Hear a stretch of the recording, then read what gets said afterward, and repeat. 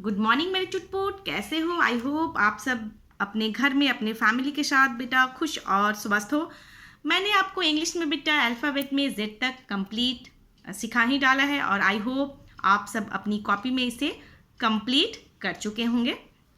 आज आपके लिए मैं एक एक्टिविटी लेकर आई हूँ जिससे हम लोग क्या करेंगे, लेटर्स को पहचानना सीखेंगे, which is very helpful for their daily practice. अगर आप सब इसे रोज़ डेली प्रैक्टिस करोगे तो आई होप कि आप सब लेटर्स पहचानना नहीं भूलोगे।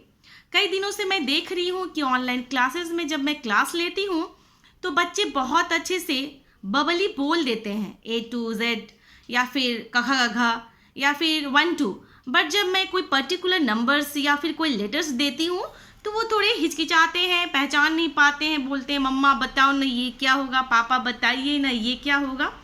तो इससे समझ में आता है कि बच्चे लर्न तो कर चुके हैं बट उन्हें अक्षर या लेटर्स पहचानना अभी नहीं आता। तो चलो मैं आपके लिए ये एक एक्टिविटी ही लेके आई हूँ जिससे आप लेटर्स को पहचानना बड़ी आसानी से सीख जाओगे।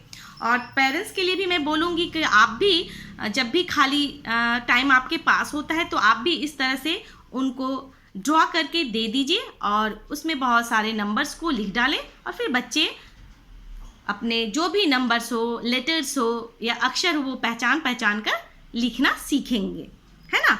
तो लेट्स स्टार्ट। मैंने बेटे यहाँ पे एक एप्पल ड्रॉ करने की कोशिश की है। मैम जो है ड्राइंग में बहुत ही पुअर है, उन्हें बहुत अच्छा ड्राइंग नहीं आता है, बट मैंने ट्राई किया बेटा कि एक एप्पल बनाने की और उसमें मैंने देखो बहुत सारे लेटर्स को लिख डाला है।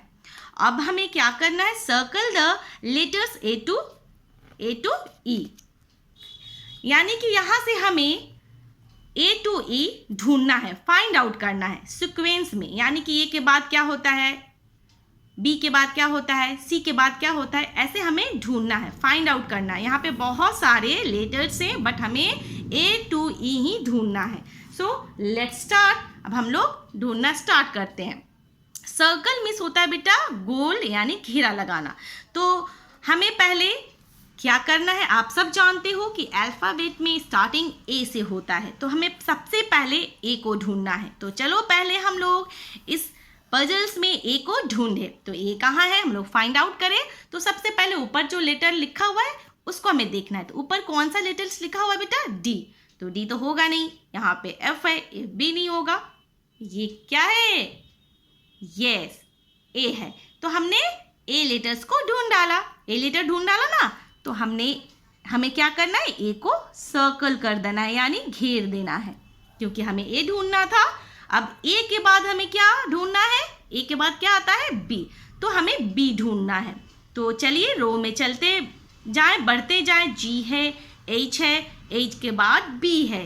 तो लो आ गया, हमने फाइंड आउट कर लिया B को, तो हमें B को भी सर्कल कर देना है। Okay, A B। अब हमें क्या ढूंढना है, C। तो चलो अब इस रो में ढूंढते हैं, देखते हैं यहाँ पे C छिपा हुआ है या नहीं। तो ये I है, उसके बाद क्या है C, तो हमें C तो मिल गया। अब हमें क्या करना है, सर्कल यानी गोल कर देना है इस तरीके से। C के बाद क्या आता है बेटा, D। तो चलिए आगे बढ़ते हैं। J है, J के बाद L है, L के बाद ये M है, O है, E है, T है। तो इस रो में तो नहीं मुझे मिला D, शायद ऊपर की रो में होगा। ये देखो D, तो हमने D को ढूंढ डाला। तो आपको क्या करना है बेटा, D को सर्कल कर देना है। अब D के बाद क्या आता है, A B C D। D के बाद क्या आएगा बेटा, E। हमें अब E को ढूंढना है इस पजल्स में। तो कौन सा है लेटर्स E, E कहाँ छिपा बैठा हुआ है, चलिए ढूंढ के देखते हैं। तो इस रो में तो मुझे नहीं दिखा, शायद इस रो में मिल जाए। यस, ये देखो E है। तो हमें क्या करना है, E को सर्कल कर देना है इस तरीके से, लाइक दिस। तो आप भी इस तरीके से आप घर में प्रैक्टिस करोगे। इस तरीके से अगर आप प्रैक्टिस करोगे बेटा तो आई थिंक आपको लेटर्स को पहचानने में कोई भी प्रॉब्लम नहीं होगी। सारे लेटर्स को बहुत आसानी से आप रिकॉग्नाइज कर सकते हो। मैंने होमवर्क में एक बॉल बनाया है, देखिए मैंने एक जो है बॉल बनाने की कोशिश की है। और होमवर्क में मैंने आपको दिया है circle the letters F to K, यानी आपको F to K जो है लेटर्स को आपको फाइंड आउट करना है। यहाँ पे मैंने बहुत सारे लेटर्स को लिख डाला है। अब आपको F to K ढूंढ कर फाइंड कर कर आपको अपनी कॉपी में सर्कल करना है। और मैंने तो स्केच से किया है बेटा, बट आप कोशिश करोगे कि आप अपनी पेंसिल से करोगे, ठीक है। चलिए नेक्स्ट चलते हैं हिंदी में आज बेटा हम लोग क्या लिखेंगे? हिंदी में हम यह लिखा हुआ है, यहाँ पे यह लिखा हुआ है, यह के बाद क्या आता है? र, तो हमें यहाँ पे र लिख देना है, ल लिखा हुआ है। अब हमें व लिखना है, तो वह कैसे लिखेंगे? पहले एक सीधी लाइन ड्रॉ करोगे बेटा और आपको गोल यानी राउंड शेप बनाना है व, तो ये आपका जो आराम से है व बन जाएगा। व से क्या होता है? वन, या फिर आप व से वक्त भी बोल सकते हो।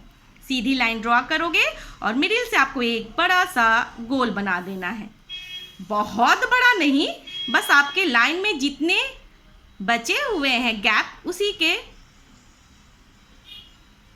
पास में आपको ऐसे गोल बनाना है ना। तो इस तरीके से आप पहले लाइन ड्रॉ करोगे और फिर एक गोल शेप बना दोगे इस तरीके से, तो ये आपका व बन जाएगा। बाकी जो पेज है आपका होमवर्क है, इसे आप कंप्लीट करोगे। अब चलते हैं मैथ्स में। मैथ में हमें क्या करना है बेटा? पहले हम लोग इस फिलअप को कंप्लीट करें। तो यहाँ पे 21 है, 21 के बाद हमें यहाँ पे 2 2 22 लिखना है। 2 3 के बाद हमें यहाँ क्या लिखना है? 2 4 24, 24 के बाद 25 ऑलरेडी लिखा हुआ है। अब हमें क्या लिखना है? 25 के बाद क्या आता है? 2 6 26 और 2 7 तो लिखा ही हुआ है। अब हमें 2 7 के बाद वाला नंबर्स लिखना है, तो क्या लिखेंगे? 2 8। तो 2 8 कैसे लिखेंगे? पहले हमें 2 लिखना है, देन 8, 2 8 28, 2 8 28। तो आप पहले क्या लिखोगे? 2 लिखोगे और उसके बाद 8 लिखोगे। पहले 2 लिखोगे देन 8 लिखोगे। मैंने तो आपको बहुत बार बताया बेटा कि अगर आप 1 to 10 लिखना सीख जाते हो तो आपको मैथ्स में यानी काउंटिंग में कोई प्रॉब्लम नहीं होगा, क्योंकि काउंटिंग जो है वो 1 to 10 के ही रोटेशन होते रहते हैं। कभी कोई आगे नंबर्स लगता है, कभी कोई पीछे नंबर्स लगते हैं, है ना। बट आपको अगर 1 to 10 आ गए तो आपको काउंटिंग में कोई भी प्रॉब्लम नहीं होगा। तो आप 28 अपनी पेज में मैथ्स की कॉपी में इसे लिखोगे। बाकी जो पेज है आपका होमवर्क है। दैट्स ऑल फॉर टुडे बेटा, बाय बाय।